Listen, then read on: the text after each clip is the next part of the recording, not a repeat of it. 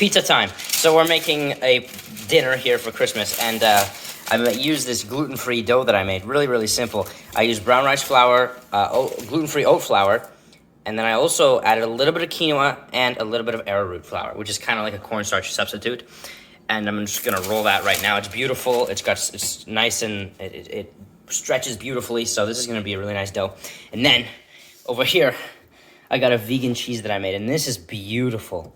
So basically, this is actually, and when you try it, you won't even believe it.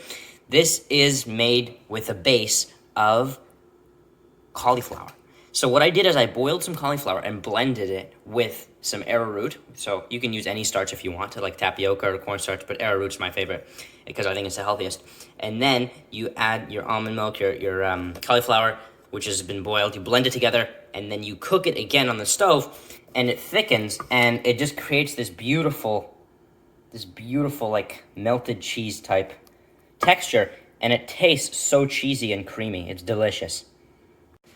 All right, so we have our pizza crust. It is ready. It's gonna go in the oven. Like I said again, it's gluten-free, dairy-free, and vegan. I couldn't find a recipe out there that I wanted, so I just made my own.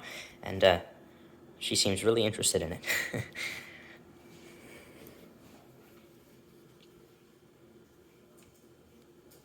All right, it's back in the oven. All right, it's out of the oven. We're gonna add the cheese, and we are done.